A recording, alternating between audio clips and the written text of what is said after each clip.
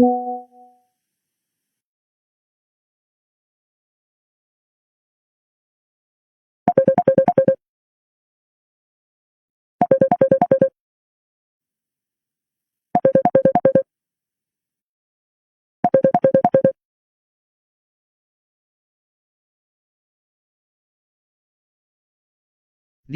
Caminando por valles oscuros. La chica estaba de pie delante de mí, en el palacio de la Nunciatura Apostólica de Kinshasa.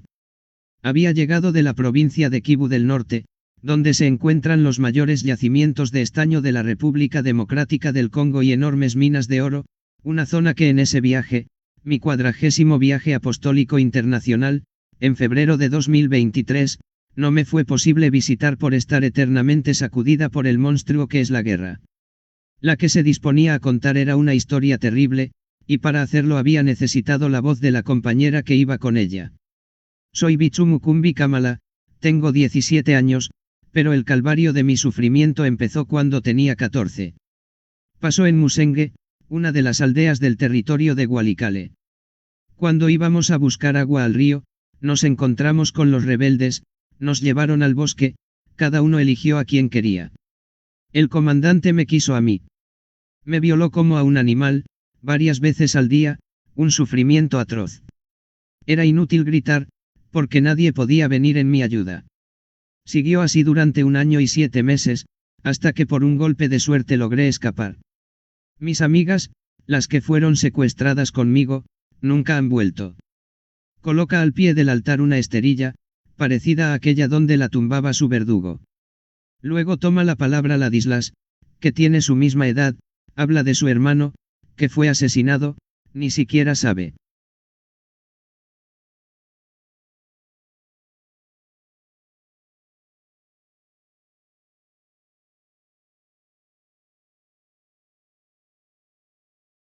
¿Cómo? Y de su padre, despedazado delante de sus ojos, su cabeza cortada metida en un cesto. Desde entonces ya no consigue dormir. A su madre la han raptado. No ha vuelto, no sabemos lo que le han hecho. Nos hemos quedado huérfanas, mis 2 hermanitas y yo.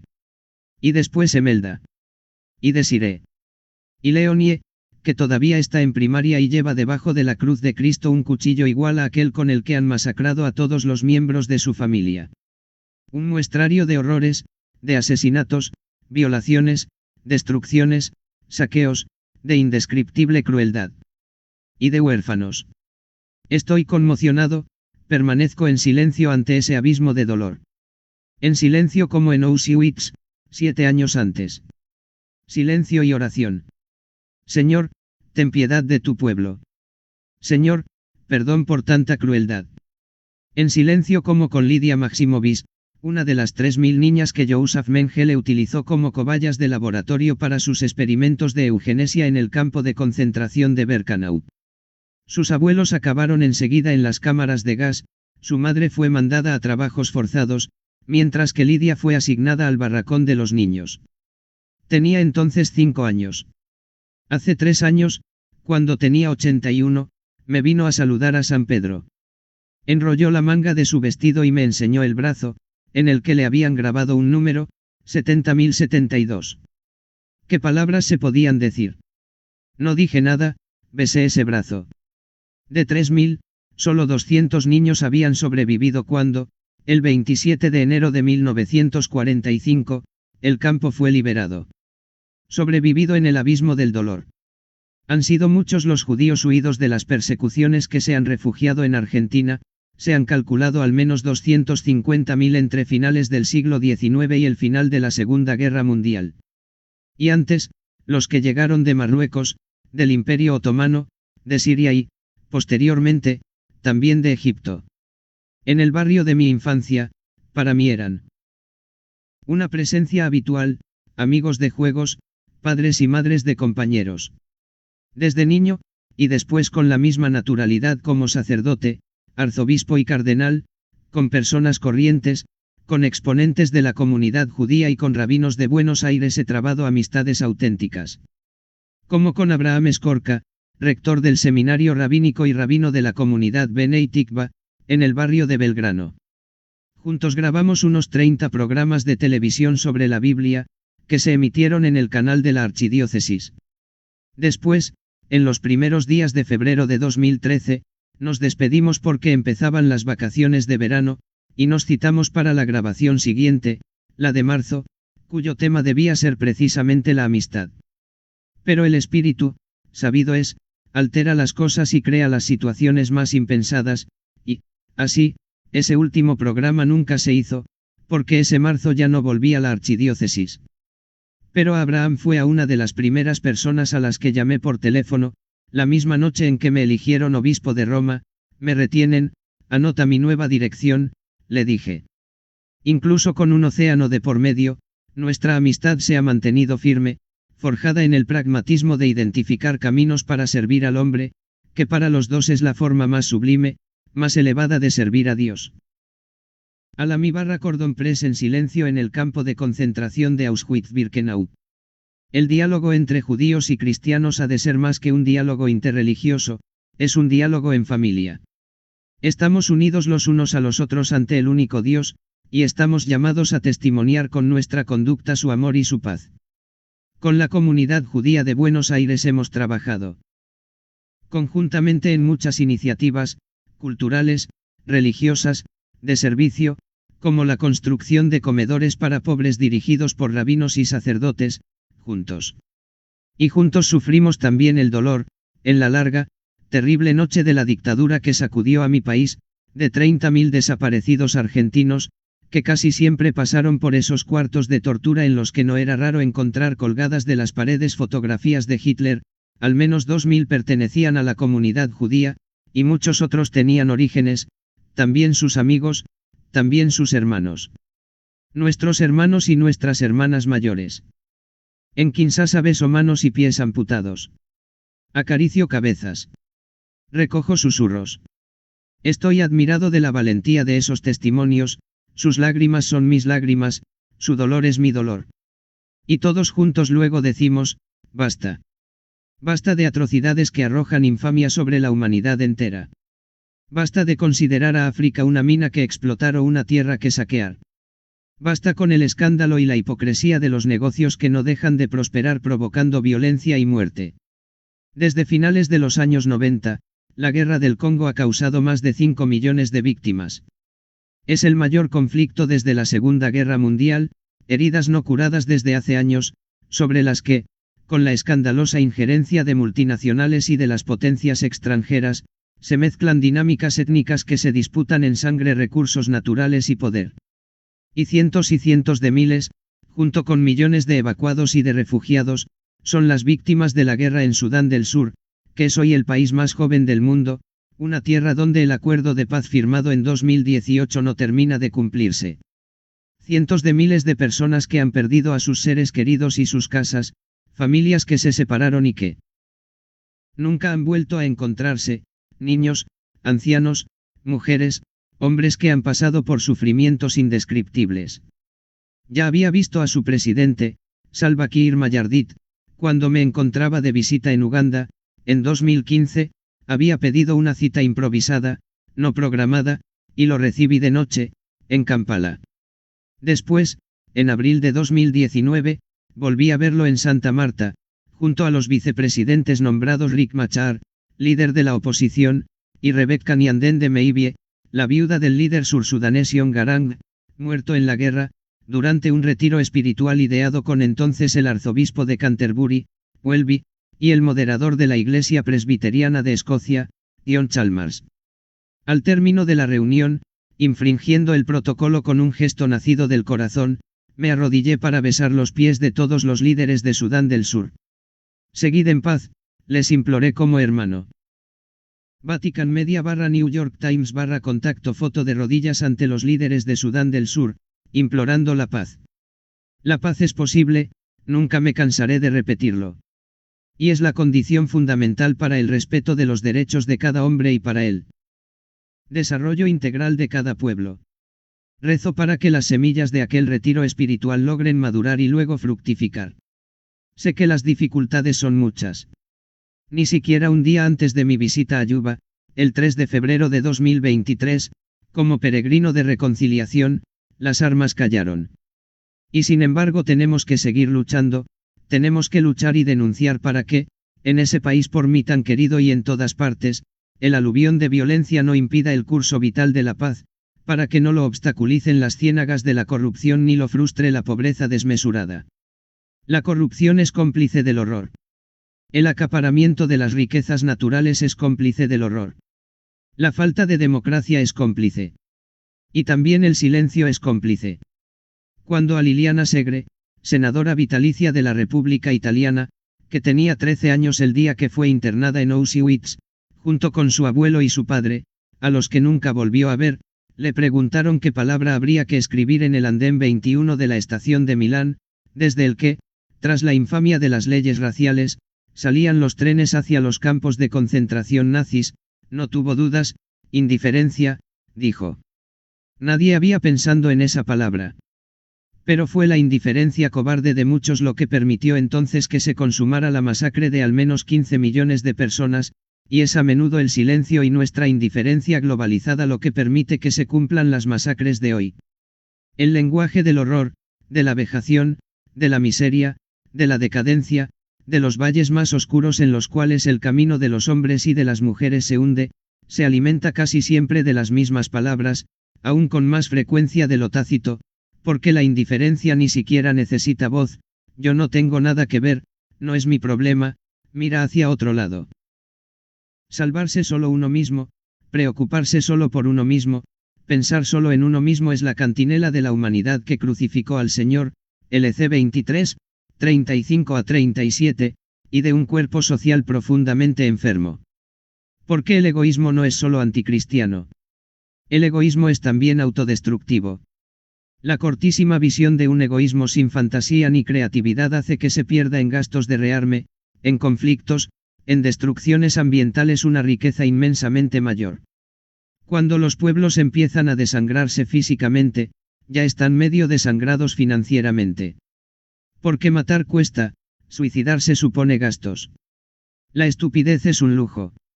Y la estupidez es la protección intelectual del odio, escribió Higino Giordani, cofundador del movimiento de los Focolari y precursor de la temporada conciliar, a propósito de la inutilidad de la guerra. El egoísmo es estúpido. Todo está relacionado, todo está conectado. Hoy más que nunca. Este dato de hecho indiscutible está en el corazón de las dos encíclicas de mi pontificado, Laudato Si y Hermanos Todos. Y la pandemia de coronavirus que, a principios de 2020, todos padecimos, tendría que habernoslo enseñado una vez más. El anuncio del fin de la guerra, el primer paso de un hombre en un cuerpo celeste, la caída de un muro que durante 30 años dividió en dos el corazón de Europa, el atentado terrorista de dos aviones que se estrellaron contra sendos rascacielos, creando un cráter que se tragó miles de vidas en un acto insensato de destrucción, hay noticias que cristalizan el momento y fijan la memoria de cada uno de nosotros en el tiempo y en el espacio. Aquella vez, en cambio, fue diferente, en Santa Marta como en todas partes. Fue un crescendo. Empezó a hablarse de una rara pulmonía en una ciudad muy poblada de China centro-oriental, Wuhan, 11 millones de habitantes, en la provincia de Hubei. Al principio, solo una noticia pequeña, cuya importancia, sin embargo, fue aumentando a diario. Nuevos contagios, muchos trabajaban en el mercado de pescado y de animales. En los primeros días de febrero, en el Ángelas, elevé mi oración, por los hermanos chinos que sufren esta enfermedad tan cruel. Todavía parecía un fenómeno aislado, pero en febrero fue precisamente Italia la que comprobó de la forma más dramática posible que no iba a serlo. En el norte del país, en Lombardía, los hospitales se llenaron de repente, mientras el virus, como un enjambre, se desplazaba de una región del país a otra y luego de una región a otra del planeta. Por doquier las imágenes se van haciendo más angustiosas, gente que implora ayuda desde los balcones, estructuras sanitarias colapsadas, cuerpos amontonados. El 11 de marzo, los países afectados ya son 114 y la Organización Mundial de la Salud declara oficialmente el estado de pandemia, el mundo entero redescubre palabras de las que desde hacía generaciones no guardaba recuerdo, aislamiento, cuarentena. El sonido de las sirenas de las ambulancias se convierte en la banda sonora de las calles desiertas y de una humanidad distanciada, encerrada en casa, a veces exiliada en nuevos lazaretos. Al cabo de 3 años seguidos, se calcula que hubo más de 20 millones de víctimas. Una guerra mundial. La pandemia nos hizo palpar nuestra fragilidad personal y social y, al mismo tiempo, nos demostró una vez más que, bajo las tormentas de la historia, todos vamos en el mismo barco. Al igual que para todos, para mí fue al principio un momento de frustración, habría querido hacer mucho y me sentía un papa un poco, enjaulado, mientras la agenda se modificaba sin remedio por las medidas anticontagio, el ángelas del domingo desde la biblioteca del Palacio Apostólico, y no desde la ventana, sino emitido en directo por las pantallas colocadas en la plaza de San Pedro, la misa de la mañana sin fieles. Entonces me entregué todavía más a la oración. Noté la urgencia, una urgencia universal. Vatican Media Vía Vatican Getty Images caminando hacia la iglesia de San Marcelo en una Roma desierta por la pandemia. Por ello es por lo que una tarde de marzo, tras avisar únicamente a seguridad y al director de la oficina de prensa, salí de Santa Marta hacia Santa María la Mayor, sabía que una vez más María, la Virgen Salas Populi Romani, recibiría nuestras angustias y nuestras heridas. Sentía que a ella, a su protección de madre, podía confiarle una vez más mi persona, y la ciudad, Italia, el mundo. Me detuve un buen rato bajo aquel icono por mí tan querido, que la tradición atribuye a San Lucas, evangelista y patrón de los pintores. Después, en una Roma casi desierta y besada por el primer sol primaveral, en una calma surrealista, acompañada aquí y allá por el crujido de una bicicleta o el graznido de una gaviota, me encaminé por la vía del Corso hacia la iglesia de San Marcelo, donde se conserva el crucifijo que en 1522, en la época de la Gran Peste, se sacó en procesión por los barrios de la ciudad. Volví a tener conmigo el icono de la Virgen y ese crucifijo milagroso, que lleva consigo de manera visible los signos del afecto y el sufrimiento de quien se le aproxima, cuando, 2 semanas más tarde, mientras todas las televisiones del mundo estaban conectadas en directo, caminé por una plaza de San Pedro vacía y brillante de lluvia en la Statio Urbis, para responder a la pandemia del COVID con la fuerza de la oración, de la compasión, de la ternura.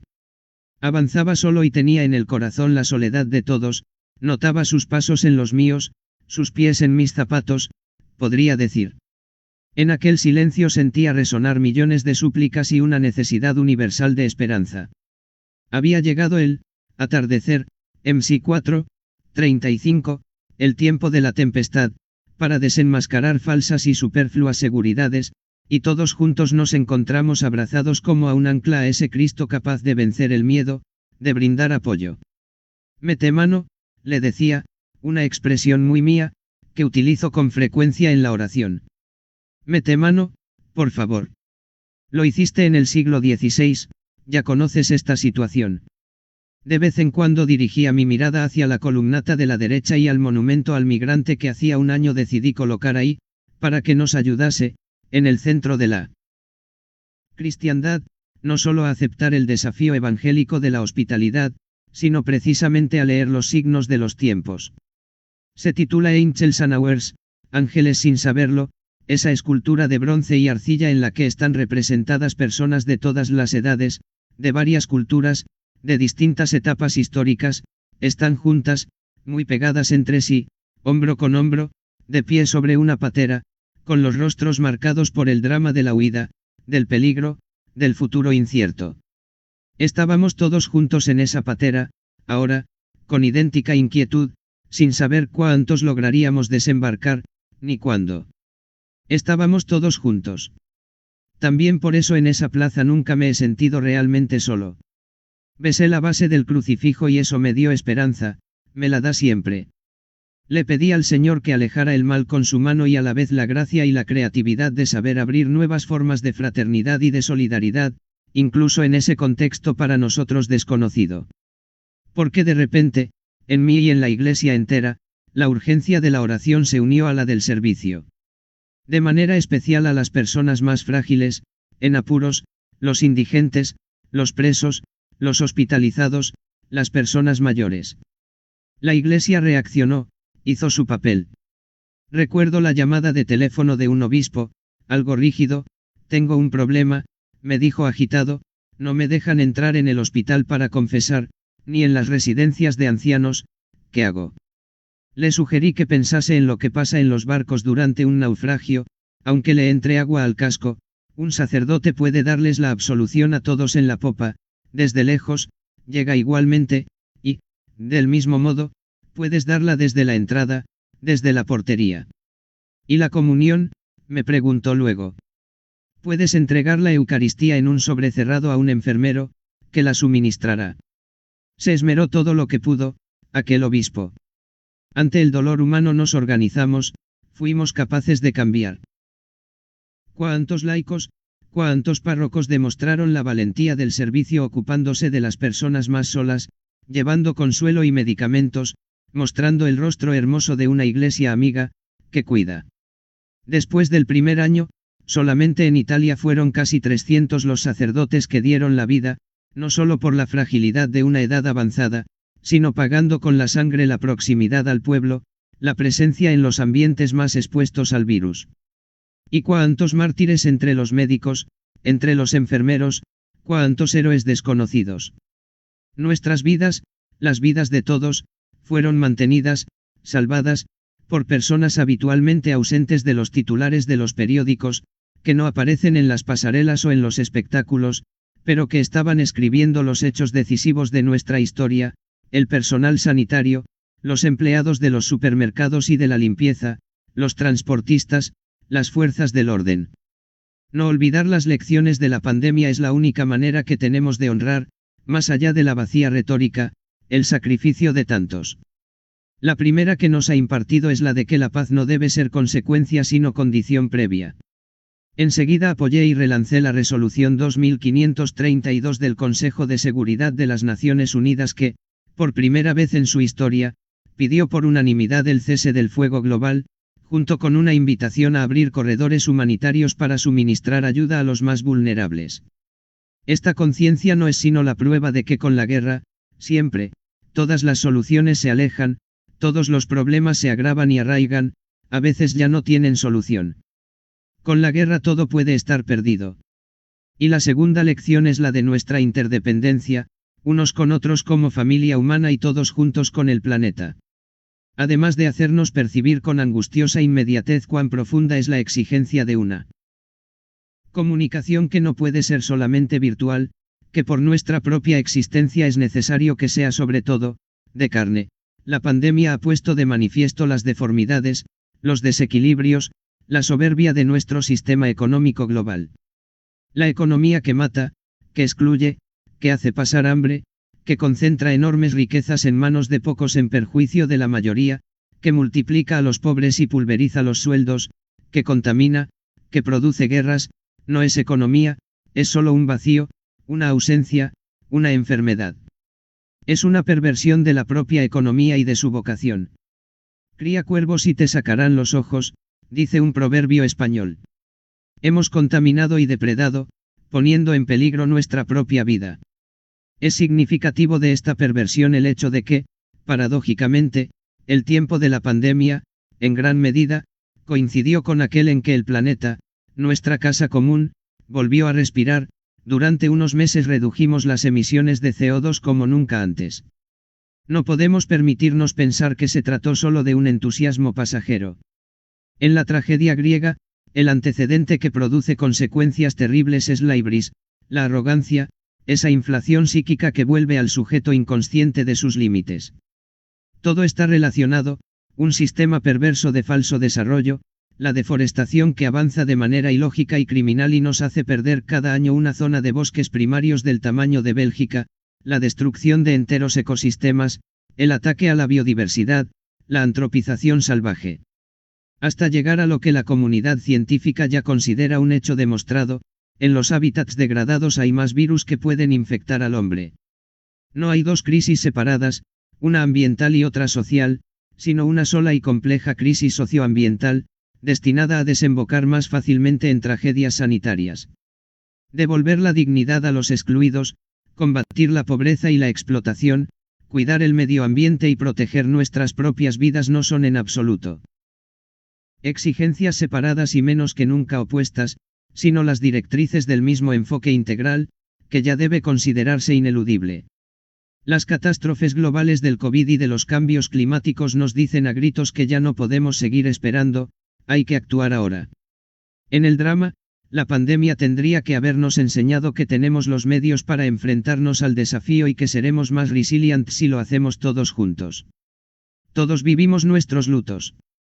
También yo perdí seres queridos, en Argentina y en Italia, parientes, amigos. Como el profesor Fabrizio Soccorsi, que era mi médico personal.